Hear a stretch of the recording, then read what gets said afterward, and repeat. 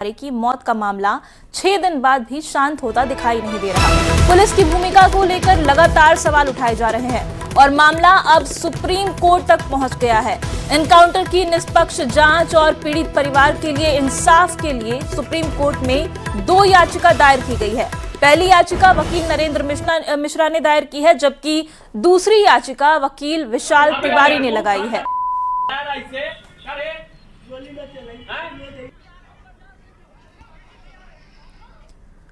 News 18 पर भरत के माता पिता ने एनकाउंटर की पूरी कहानी बताई है और दोषी पुलिस कर्मियों के लिए फांसी की सजा की मांग की है। मां ने कहा कि जानबूझकर पुलिस ने उनके बेटे की हत्या की, सरेंडर का कोई मौका ही नहीं दिया। इस घटना को लेकर पूरा समाज उनके साथ खड़ा है। वहीं भरत के पिता ने सीएम के आदेश के बाद रिटायर्ड जज से इंसाफ की गुहार लगाई है। तो देखिए, भरत भूषण तिवारी के एनकाउंटर मामले में लगातार मामला जो है तूल पकड़ता जा रहा है और अब उनके माता पिता से न्यूज 18 ने एक्सक्लूसिव बातचीत की है और न्यूज 18 पर भरत के माता पिता ने इंसाफ की गुहार लगाई है। मौजूद हैं भरत तिवारी के परिवार और उनके जानने वाले जो लोग हैं वो हमारे साथ मौजूद हैं, तो हम बात करते हैं इन लोगों से, पूछते हैं। सबसे पहले माँ से बात करते हैं। चाची, ये बताइए कि दिन बाद जो पहला दिन पुलिस आ रहे का भर रहे जो ना रहनी जो ना मौजूद का भर रहे बैठल रहन भारत भूषण कहलन की बात करिए, का बात है बोलिए। कहलन कि मैंने इंस्पेक्टर साहब ये कहाँ से गोली ले आए। कहलन कि हमारा डेथी के द्वारा मिलत रहा धमकी, जब जाता नहीं तब वही जाके धमकी मिलत रहा। हम समाज खातिर जवनिया गांव खातिर हम आवाज उठौले बानी। हमारा ये मिली के चाहिए, माटी भरे के बाद वही खाती और कुछ खाती ना। हम आवाज उठौले बन तो आवाज हम बंद ना करब। समाज सेवा हमारा पुलिस कहता कि मानसिक बीमार रहे, इलाज चलत रहे, कुछ ना। पुलिस झूठो के कहता है। अब पुलिस कहता कि माने तहार दिमागी हालत ठीक ना रहे, ओकरा मारे के अधिकार के दिया है। ओकरा तो मारे के अधिकार नहीं है, ओकरा के इलाज कराई ना। तो हमनी पर सौंपी जाके इलाज कराइए, हम जाके इलाज करेती। मारे का अधिकार के दिया है पुलिस के? बिल्कुल मारने का अधिकार नहीं है। न्याय कानून भी नहीं करता। पिता हैं, लंबे समय तक बिहार पुलिस में सेवा दिया इन्होंने। भरत के पिताजी हैं। ये बताइएगा कि आप खुद पुलिस में सेवा दी है, योगदान रहा है आपका लंबे समय तक। इस तरह की घटना जो हुई है, क्या पुलिसिंग यही करता है? देखिए, सरेंडर हो जाने के बाद तो प्रश्न नहीं उठता है। बड़े बड़े क्रिमिनल भी देखते हैं कि इस तरह के करते हैं तो उनको भी नहीं काउंटर किया जाता है। ये तो मान ली कि मामूली सा एक मामूली सा मान ली कि एक ठो माने उपकार करने के लिए व्यक्ति था, उसके साथ ऐसा हुआ है। तो हम तो ये सब कैसे हुआ, क्या हुआ, हम तो थे नहीं। हम तो सुबह से लेकर शाम तक ले थाने में बंद थे। हमको कोई तरह के न्यूज नहीं मिला। बिल्कुल, छोटे भाई चंदन तिवारी भी हैं। चंदन, ये बताओ कि जो अब घटना हुई है, मुख्यमंत्री से या जो जांच करने वाले जो टीम होगा उससे क्या? जहाँ तक मेरे को देखने से तो लग रहा है कि न्याय मिलेगा। और मैं एक बात बोलना चाहूँगा कि मतलब उनका जो मांग था वो पूरा किया जाए और मेरे निगरानी में पूरा किया जाए। मैं ये मांग करता हूँ, ठीक है। लेकिन जिस तरह से भरत हथियार रखे हुए थे, अवैध हथियार रखे हुए थे, वो भी तो गलत था। उसको लेकर के कभी तुमने समझाने की कोशिश की? मैंने ऐसा कुछ देखा ही नहीं था। मेरे को भी सोशल मीडिया से मैंने देखा उनका जो पहली बार उन्होंने डाला है, ठीक है। उसके बाद मेरे को पता चला है, उसी दिन तो पुलिस आ गई है। जिस वीडियो में पुलिस के साथ उसका उलझन यहाँ घर बन रहा था, लोगों की समस्याओं के लिए लड़ रहा है, उस समय उसके फादर ऑन वीडियो अपने बच्चे को पीट रहे हैं। देखिए पुलिस के आदमी है किस स्थिति में है, अपने बच्चे को डांटते हैं, अपने बच्चे को पीटते हैं, जबकि वो बच्चा जो पूरे समाज के लिए लड़ता है, उसके फादर देखिए अभी भी एक आवाज पुलिस के बारे में नहीं बोल रहे हैं। जिस दिन उस लड़ाई को, डे 1 से मैं इस लड़ाई को उठाया हूं, पहले दिन से जिस दिन हम लोग रोड पे आए, मना करने वाले हम लोगों को थे कि हमारा बच्चा मर गया, पूरे गांव के बच्चों का नाम नहीं आना चाहिए, पूरे गांव के बच्चों को पुलिस परेशान करेगी। हुआ भी ऐसा ही, 60 लोगों का नाम दे दिया गया, सबको परेशान किया जा रहा है। आज भी इस पूरे मामले में बीच में पड़ जाते हैं कि बाबा देखिएगा पूरे गांव के बच्चे परेशान ना हो, मेरा बेटा तो जो हो गया सो हो गया। सोचिए कैसे लोग। देखिए, ये बड़ी बात है कि एक पिता जिसने अपने बेटे को खोया, उन्हें इस बात की चिंता है कि गांव के जो बेकसूर बच्चे हैं, अब उन पर पुलिस का दमन ना हो, पुलिसिया कार्रवाई ना हो। हालांकि एक बात जो इन्होंने कही है वो महत्वपूर्ण है कि पुलिस चाहती तो उन्हें गिरफ्तार कर सकती थी। जो भरत तिवारी है उनका रवैया गलत था, हो सकता है कि उनके द्वारा जो एक्शन किए जा रहे थे वो गलत थे, लेकिन यह जो पूरा मामला है और जो इनकाउंटर पुलिस के द्वारा बताया जा रहा है वो भी गलत है। खैर, इस मामले की जांच जो है वो अब रिटायर्ड पटना हाई कोर्ट के जज के द्वारा किया जाएगा और उसके बाद तस्वीर जो है वो साफ होगी। क्या उसमें जो है इस परिवार को उस जांच के बाद न्याय मिलती है या नहीं मिलती है। हालांकि मृतक की मां जो है वो चाहती है कि दोषी पुलिसकर्मियों को फांसी हो। अब यह टीम जो है, जांच डेलीगेशन जो है वो क्या तय करता है, यह देखना बेहद महत्वपूर्ण होगा। आरा से चंदन कुमार के साथ और कैमरा पर्सन अजय दुबे के साथ अमित कुमार, न्यूज 18 आरा। भरत तिवारी के पड़ोसी पंकज त्रिपाठी ने भी न्यूज 18 से बातचीत में कई खुलासे किए हैं। पुलिस प्रशासन पर उन्होंने कई गंभीर आरोप लगाए हैं, आपको सुनाते हैं। क्या नाम हुआ सर आपका? जी, मेरा नाम पंकज त्रिपाठी है, मैं ग्रामीण हूँ। पंकज त्रिपाठी जी, ये बताइएगा कि पूरी घटनाक्रम जो चल रही थी, आप यहाँ मौजूद थे, क्या हुआ और जो डिमांड है, डिमांड को लेकर के क्या करना है? ये मामला जो आप लोग देख रहे हैं उससे 3 दिन पहले शुरू होता है। जवैनिया गांव के विस्थापित जो हमारे ही गांव में आकर स्थापित किए गए हैं, उनकी लड़ाई वो लंबे समय से लड़ रहा था। उसके द्वारा ही किए गए प्रयासों से वहां पे बिजली की व्यवस्था हुई है, वहां कच्ची सड़क की व्यवस्था हुई है, एक चापाकल भी लगाया गया था तत्काल में। 2 दिन पहले जो ये घटनाक्रम आप लोग सोशल मीडिया पे देख रहे हैं, उससे 2 दिन पहले की घटना है। वहां के लोग यहीं पे आते हैं, उसकी माता रहती है, वो रहता है, उसके सामने पूरा परिवार, अभी भी लोग जवैनिया के बैठे हुए हैं। वो आते हैं, लोग कहते हैं कि भरत जी आप नहीं लगिएगा तो फिर पानी का समस्या हम लोग इतने गर्मी में क्या करेंगे। एक चापाकल आपके द्वारा प्रयास करने पर लगा है, वो बढ़िया से पानी नहीं दे रहा है। वो कहता है कि आप लोग चलिए, मैं 5 मिनट में वहां पहुंचता हूं। वो सारे लोग जाते हैं, उसके 10 मिनट के अंदर वो यहाँ से अपना मोटरसाइकिल उठाता है, जगह पे जाता है और वहां से मोबाइल के माध्यम से, टेलीफोनिक माध्यम से अनुमंडल पदाधिकारी जगदीश कुपुर को फोन लगाता है और कहता है कि क्या सर, आपके बच्चे इस पानी को कभी पिएंगे क्या? किसी मंत्री और किसी अधिकारी का परिवार आके यहाँ पर 1 दिन के लिए स्टे कर सकता है क्या? उसकी ये बात सबको बुरी लगती थी। उसके कहने का तरीका गलत हो सकता है। आज के जो जेनजी हैं, जिनको बात रखने का जो तरीका है, हो सकता है कि उसका तरीका गलत हो, लेकिन वो तो अपने लिए कोई नौकरी मांग नहीं रहा था। जब उस दिन वो बात करता है और टेलीफोन कट जाता है एसडीओ साहब का, तो यहाँ से वो एसडीओ जगदीशपुर के पास जाता है, खुद गए थे, खुद अपने। उसके बाद उसकी वहां पे पिटाई की जाती है, उसके साथ बदसलूकी की जाती है, जो भी नहीं करना चाहिए। एक सामाजिक आदमी जब किसी अधिकारी से मिलता था, बार बार स्वास्थ्य कैंप लगवाता था, अन्य जो भी काम थे जनता के हित के वो करता था, वहां से आता है वो विक्षिप्त टाइप का हो जाता है। एसडीओ द्वारा अपमानित करने के बाद वो विक्षिप्त हो जाता है, मतलब सम्मान को ठेस लगना नागवार गुजरा। जी, वो बच्चा जो गले में एक सोने का लॉकेट जो उसकी माता ने उसके जन्मदिन पे उसको दिया था, उसको बेचता है।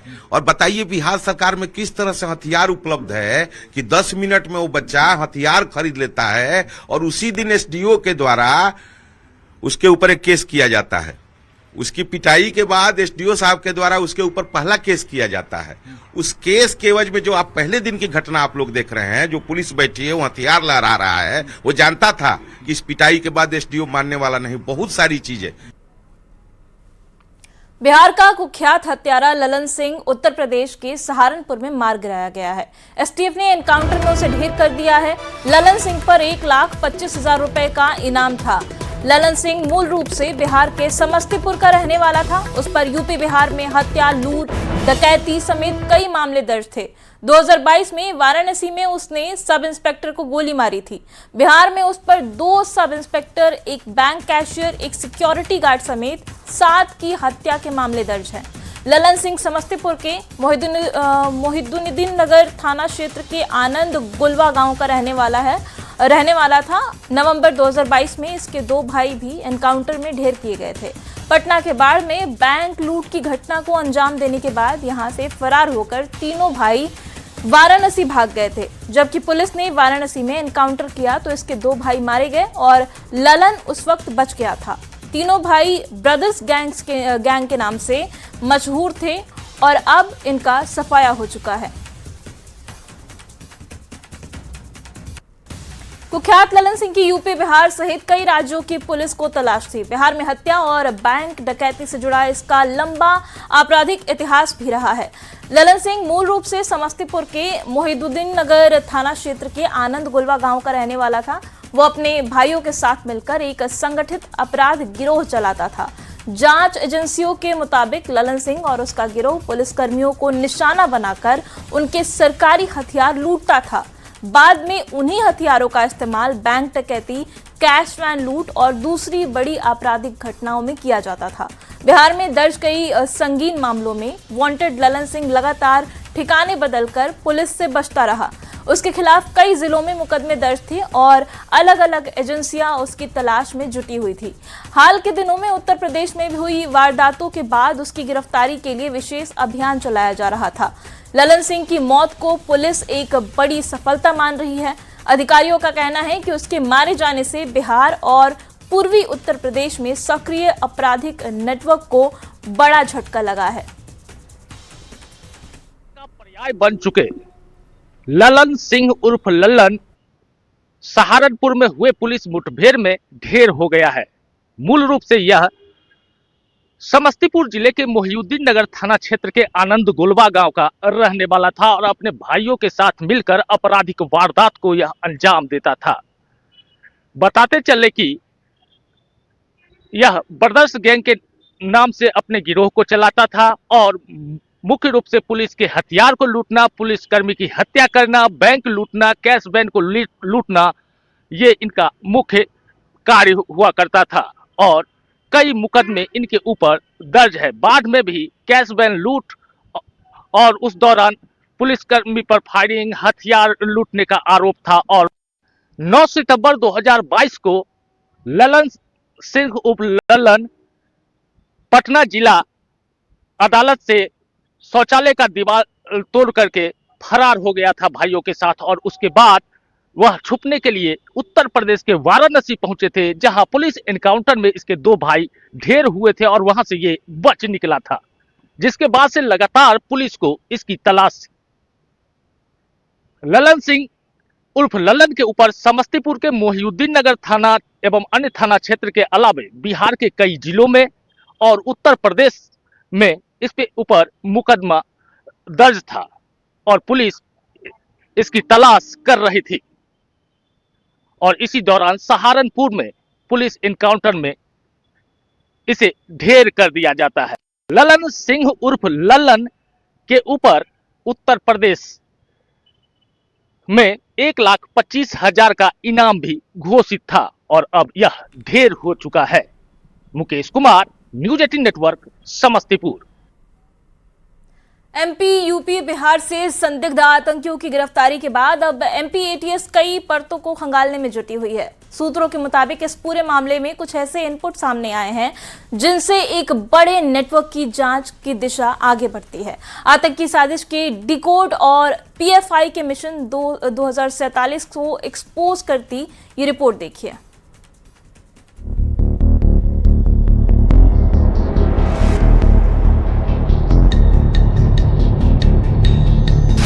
संदिग्धों से पूछताछ, साजिश के खुलते राज। आतंकी एबीसीडी, आधार, ब्रेन वॉश, कॉल और डिलीवरी। पीएफआई का मिशन एक्सपोज, आतंकी साजिश डिकोड। एमपी, यूपी और बिहार से गिरफ्तार 3 संदिग्ध आतंकी मोहम्मद फराज, नईम अब्दुल्ला और शाकिर मेब, जिनसे पूछताछ में एक के बाद एक बड़े खुलासे से आतंकी साजिश डिकोड हो रही है। सूत्रों के मुताबिक एटीएस की गिरफ्त में आए संदिग्ध आतंकियों से भारी मात्रा में जिहादी सामग्री बरामद की गई। जांच में खुलासा हुआ कि 1000 से ज्यादा वीडियो के जरिए युवाओं का ब्रेन वॉश किया जा रहा था। इन वीडियो में भीषण क्रूरता और भड़काऊ तकरीरें शामिल हैं। चौंकाने वाली बात यह है कि इस पूरी साजिश का मकसद पीएफआई के मिशन 2047 के तहत भारत को इस्लामिक रिपब्लिक बनाना था। यही नहीं, आरोपी देश के कई बड़े शहरों में दिल्ली के लाल किला विस्फोट जैसे आत्मघाती हमलों की साजिश भी रच रहे थे। एटीएस की गिरफ्त में आए आतंकियों से पूछताछ के बाद कई विस्फोटक खुलासे हो रहे हैं। एटीएस ने आतंकियों के मोबाइल फोन भी जब्त किए हैं और लगातार उनसे पूछताछ भी की जा रही है, जिसमें 1000 से ज्यादा ऐसे वीडियोस पाए गए हैं जो क्रूरता भरे विजुअल और जिहादी तकरीरें जिनमें शामिल हैं, और इन्हीं तकरीरों के जरिए युवाओं का ब्रेन वॉश किया जाता था और उन्हें आतंकी बनने के लिए प्रेरित किया जाता था। इसके साथ ही पीएफआई का जो मिशन था 2047 इस्लामिक स्टेट ऑफ इंडिया बनाना, उसको लेकर युवाओं को बरगलाया जाता था इन्हीं वीडियोस को दिखा के, इन्हीं तकरीरों को सुना के, ताकि वे जिहाद जैसी मानसिकता अपने दिमाग में लाएं और भारत विरोधी गतिविधियों को सख्ती से यहाँ अंजाम दें। और इसी कड़ी में फराज, नईम, इजहारुल हक और उनके पाकिस्तानी हैंडलर लगातार सक्रिय थे और अपने काम को अंजाम देने के लिए बड़ी योजना बना रहे थे। उनकी बड़ी योजना लाल किले पर हुए विस्फोट की तरह के भारत में ऐसे आतंकी घटनाओं को अंजाम देना था जिससे देश दहल उठे।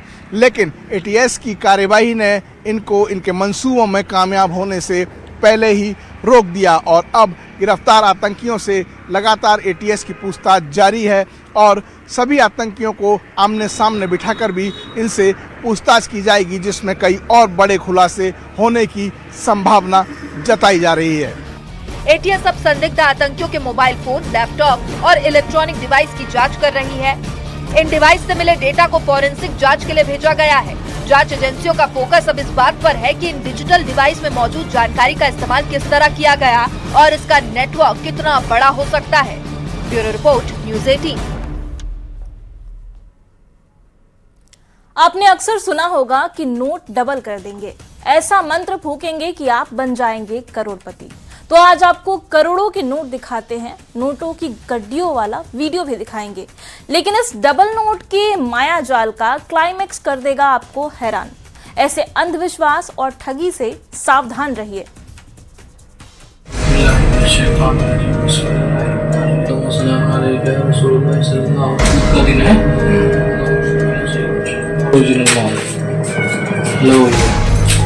बेहतरीन मामला हो गया एकदम।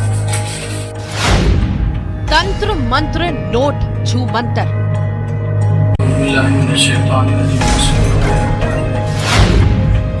नोटों का रेला, ठगी का खेला लाइव।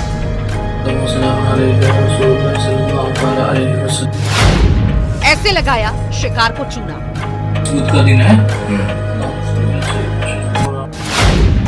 नोटों की गड्डियां देखते रह जाएंगे।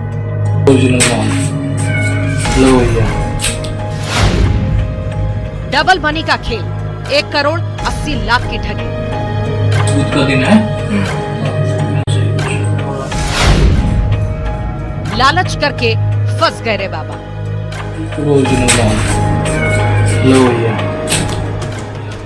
आंखें चौंधिया जाएंगी इन करारे नोटों की झलक देखकर, जिन्हें ऐसे सजाया गया जैसे नोटों का बिस्तर हो। सिर्फ नोट करीने से नहीं सजाया गया, बल्कि पूरा का पूरा जाल बिछाया गया। अब एक्टिंग भी परफेक्ट होनी चाहिए कि शिकार फंसे तो बाहर ना जा पाए। हुआ भी कुछ ऐसा ही। देखिए जरा करारे नोट और भरोसे पर चोट की ये लाइव तस्वीर, जिसमें दिखाई दे रहा है ये बाबा जिसका नाम है आलम, जो पहले नोटों की इस तरह से पूजा कर रहा है, दिया अगरबत्ती लगाकर, क्योंकि अब इसका तंत्र मंत्र का खेल शुरू होने वाला है। यही इल्जाम लगाया गया फरियादी ने। पहले नोट को बिछाया गया, फिर दिया दिखाया गया, और उसके बाद देखिए ये भी कि ये देखिए करारे करारे नोट। सुनिए सर। वाह भी वाह, ये देखो भाई सब ओरिजिनल माल है, बिल्कुल एकदम ओरिजिनल। ये देखो, ये देखो बिल्कुल ओरिजिनल माल। लो भैया, बेहतरीन मामला हो गया एकदम। बेहतरीन है, ईमानदारी से मजा आ गया भी, पूरा सारा काम फाइनल ही हुई है। लो जी लो, रख दो भाई, लो पकड़ो, रख दो। अब ये वीडियो कहां से आया, कैसे आया? तो ये तस्वीर यूपी के अमरोहा की है। ये वीडियो जारी किया है फरियादी आकाश चौधरी ने, जिसका कहना है कि उसके साथ धोखा हुआ है। आरोप लगाया आलम पर, जिसका कहना है उसे लालच के जाल में फंसाया गया। ये कहा गया नोट 2 गुने कर देंगे, यानी डबल गेम होगा। यही नहीं, 10,000 के 20,000 भी कर दिए। इससे तो आकाश को यकीन हो गया कि उसके तो दिन बदलने वाले हैं। या कहें लालच के जाल में ऐसा फंसा कि 1 करोड़ 80 लाख दे दिए। अब उसे 30 करोड़ 60 लाख रुपए मिल जाएंगे, लेकिन 1 करोड़ 80 लाख रुपए हो गए छूमंतर। मेरे साथ जाने वाला मैं आपका छतरपुर का, उसने मुझसे पैसे ले लिए। कितने रुपए लिए? 1 करोड़ 80 लाख। इस देश पे आपने पैसे दिए थे? पैसे डबल करने के चक्कर में ले लिए थे। तुम्हें किसने मिलवाया था उससे? मुझे किसी ने बता दिया था, तो मैं दवाई लेने चला गया था। इसका मेडिकल है यहाँ पे, न्यू वर्मा मेडिकल स्टोर के पास में, मैं वहाँ चला गया था। फिर क्या हुआ वहाँ पे? इसने मुझसे बोला कि मैं ऐसे करके पैसे डबल कर देता हूँ। शुरू में इसने दे भी दिए 10,000 के 20,000 करके, और फिर इसलिए ज़्यादा से ज़्यादा पैसे लेता रहा। जब आकाश को समझ आया वो तो ठगी का शिकार हो गया है, उसके साथ धोखा हुआ है, उसने अपने रुपए मांगे। जिस तांत्रिक आलम पर इल्जाम लगाया जा रहा है, आरोप है कि उसने तंत्र मंत्र का डर दिखाया। ये कहा कि वो तंत्र विद्या से उसकी जान ले लेगा। सुनिए आरोप। वापस मांगे तो इसने बोला कि मैं तुझे मार दूंगा तंत्र विद्या कर। तुम्हें पैसे ऑनलाइन दिए, कैश दिया? मैंने ऑनलाइन दिए हैं 35 लाख। अच्छा, बाकी कैश दिया। टोटल कितने रुपए दिए? 1 करोड़ 80 लाख। अब मामला थाने पहुंचा है, शिकायत दर्ज कराई गई। आखिर इन आरोपों का सच क्या है, और नसीहत ये भी कि अंधविश्वास के जाल में ना फंसे, ना ही यकीन करें ऐसे फ्रॉड पर। डबल गेम नहीं, ये ठगी का खेला है। अमरोहा में शिवोम शर्मा की report, news 18 Madhya Pradesh, Chhattisgarh. Original माल लो भैया, बेहतरीन मामला हो गया एकदम। बेहतरीन है, ईमानदारी से मजा आ गया। अभी पूरा सारा काम फाइनली हो गया। एक बेजुबान जानवर जिसे कुछ लोग दया और इंसानियत की नजर से देखते हैं, वही जानवर अगर इंसानों के बीच लड़ाई की वजह बन जाए तो सवाल सिर्फ एक विवाद का नहीं, समाज की सोच का भी खड़ा होता है। ग्रेटर नोएडा वेस्ट की एक पॉश सोसाइटी में डॉग फीडिंग को लेकर शुरू हुआ विवाद इतना बढ़ गया कि लाठी डंडे चलने लगे। एक महिला घायल हो गई और पूरी सोसाइटी रणभूमि में तब्दील हो गई। आखिर एक बेजुबान के नाम पर इंसान इतने आमने सामने क्यों हो गए, ये रिपोर्ट देखिए। के पास लोहे और लकड़ी के डंडे हैं, उस आदमी ने लकड़ी के डंडा काट से लेके मुझे मारा है।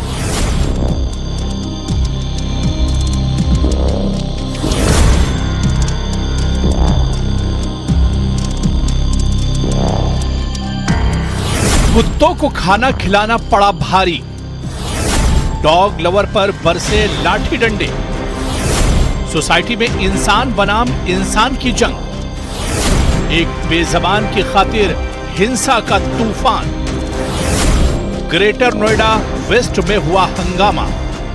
आजकल की भागदौड़ भरी जिंदगी में लोग अपने घरों में सुकून तलाशते हैं। सोसाइटी की ऊंची ऊंची इमारतों में इस उम्मीद के साथ रखते हैं कि बाहर की परेशानियां दरवाजे पर ही रुक जाएं। लेकिन क्या हो जब वही सोसाइटी जहां बच्चे खेलते हों, जहां लोग शाम को टहलने निकलते हों, वहीं अचानक चीखें सुनाई देने लगे, लोग अपने अपने फ्लैटों के टेरिस में आ जाएं और कुछ ही मिनटों में पूरा माहौल दहशत में बदल जाए।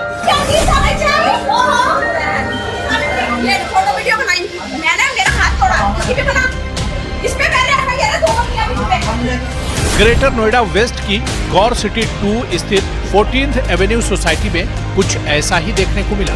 यहाँ एक कुत्ते को खाना खिलाने को लेकर शुरू हुआ छोटा सा विवाद धीरे धीरे इतना बढ़ गया कि माहौल तनाव और हिंसा में बदल गया। आरोप है कि डॉग फीडिंग को लेकर हुई कहासुनी के बाद लाठी डंडे तक चल गए और इस पूरे झगड़े में एक महिला गंभीर रूप से घायल हो गई, जिसकी उंगली में फ्रैक्चर बताया जा रहा है। सबसे दर्दनाक तस्वीरें तब सामने आई जब घायल महिला रोते हुए इंसाफ की गुहार लगाती दिखी। वीडियो में साफ नजर आता है कि कैसे एक सामान्य बहस कुछ ही मिनटों में पूरी सोसाइटी को दहशत में डाल देती है और बेज़बान कुत्ते की मौजूदगी इस पूरे विवाद का केंद्र बन जाती है। यहाँ पे गार्ड के पास लोहे और लकड़ी के डंडे हैं, उस आदमी ने लकड़ी के डंडा काट से लेके मुझे मारा है। मैं 14 एवेन्यू में रहती हूँ। दीपक चौहान, तीनों चौहान ने मेरे को डंडे जान से जानने में हमला किया है। जान से मारने के लिए सिर्फ कारण कि मैं कुत्तों को खाना खिलाती हूँ। पुलिस ने पीड़ित पक्ष की शिकायत पर मामला दर्ज कर लिया है और वायरल वीडियो के आधार पर जांच शुरू कर दी है। लेकिन इस घटना ने एक बड़ा सवाल छोड़ दिया है। क्या बेज़बान जानवरों के प्रति हमारी सोच अब इंसानों के बीच इतनी बड़ी दीवार बनती जा रही है कि रिश्ते टूटने लगे हैं? फिलहाल जांच जारी है, लेकिन ग्रेटर नोएडा की इस घटना ने सोसाइटी में रहने वाले हर शख्स को सोचने पर मजबूर कर दिया है कि सभ्यता और संवेदनशीलता के बीच की दूरी कहीं बढ़ तो नहीं रही। Bureau report, news 18, Delhi, NCR। और इसके साथ ही